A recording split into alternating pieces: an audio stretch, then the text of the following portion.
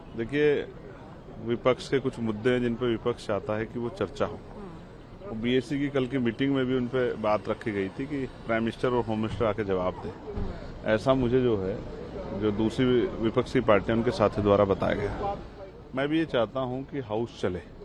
जैसे कल का जो बिल था, सर्वोच्च न्यायालय संविधान जो संशोधन विधेयक था 2026, उस पर मुझे बोलना था। मैंने कल भी इस बात को रखा था, लेकिन नहीं बोल पाया। बिना चर्चा के बिल पास हो रहे हैं। कई ऐसे अहम सुझाव है, संशोधन जो हम देना चाहते हैं, लेकिन नहीं दे पा रहे हैं। उसका सबसे बड़ा कारण ये हो रहा है कि हाउस नहीं चल रहा है। सरकार को मौका मिल रहा है। यही कह रही है कि हम तो खुद चर्चा चाहते हैं, ये ना बोले कि भाई बिना चर्चा के बिल पास हो गया। ये किरण रिजिजू साफ साफ क्या कहते हैं, रिकॉर्ड में लिखा जाएगा।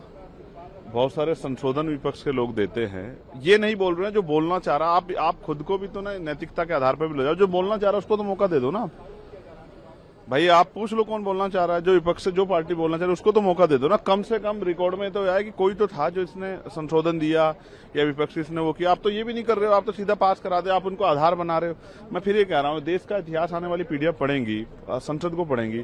बहुत सारे ऐसे बिल थे, हाउस में विपक्ष मौजूद था, लेकिन चर्चा नहीं हुई। क्यों नहीं हुई? बहुत सारे ऐसे लोग थे मेरे जैसे जो बोल रहे थे, उसी दिन सड़क पर खड़े होकर भाई हमें बोलना है, आपने बोलने नहीं दिया। इतनी तेजी से जो आप बिल पास करा रहे हो, उसके पीछे का उद्देश्य क्या है? बिना चर्चा के, बिना संशोधन के। फिर आप कहते हो लोकतंत्र में विपक्ष की अहम भूमिका है। कहां भूमिका है? आप तो विपक्ष से किसी आदमी को सुनना चाहते हैं। मैंने कल भी कहा उसमें बहुत सारे संशोधन होने चाहिए थे। जो बिल था, सर्वोच्च न्यायालय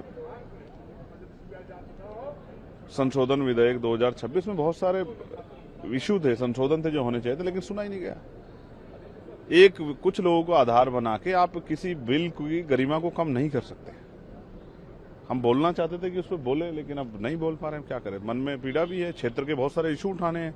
हमारे क्षेत्र के लोग उम्मीद कर रहे हैं। हम बाढ़ पीड़ित क्षेत्र हैं। अभी पानी से हमारे बहुत दिक्कत होगी।